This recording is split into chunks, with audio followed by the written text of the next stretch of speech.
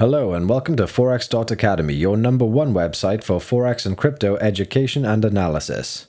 In today's edition, we will be discussing how to trade the US non-farm payrolls like a professional. The United States non-farm payrolls provide a picture of the country's labor market, and the report usually comes out on the first Friday of each month at 1:30 GMT. The report measures the amount of jobs gained during the previous month and which are not farm related. The report includes the unemployment rate and average hourly earnings. It is one of the biggest market-moving events each month.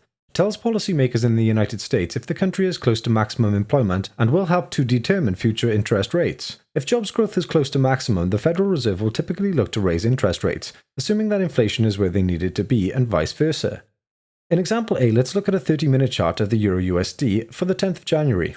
When the figures were released and where 164,000 jobs were expected to be added to the US labor market, just prior to the release of the NFP, sellers drove price down to position 1.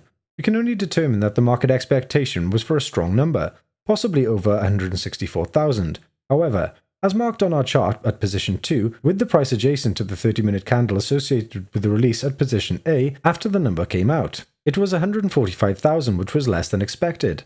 The price action spiked to position B before being sold again to position C, an overall move of 27 pips during this period. Buyers then drove the price action higher at position 3, before price action consolidated between an area of support and resistance at position 4.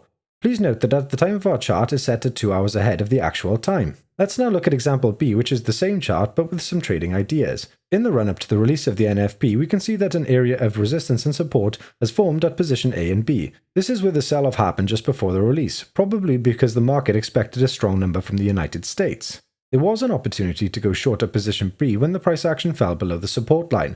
A tight stop loss should have been implemented. On this occasion, 17 pips were available to the downside with the possibility of bagging some profit and closing the trade just before the data release.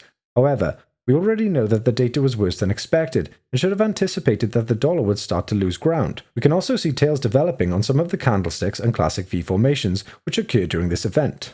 The next trade opportunity is where price action moves higher and above their previous areas of support at position B and above our previous area of resistance at position A, and where position D offers a buying opportunity. Price action takes out all of the previous highs. This setup can also be applied in reverse. Should the NFP data be better than expected? If the data is plus or minus a few thousand as per expected number, expect a muted response by the market. Had the number been much higher than 164,000, which was expected, we would have likely seen a further decline in this pair. Bear in mind that when this data is released, it is dependent on how the market assimilates it.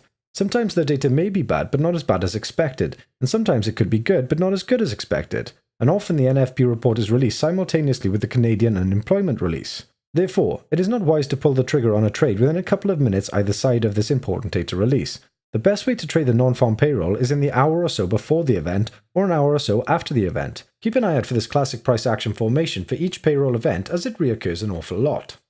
If you enjoyed the video, then please like and subscribe and leave a comment down below about anything you would like us to discuss in future, or if you have any questions about this particular video. Have a great day.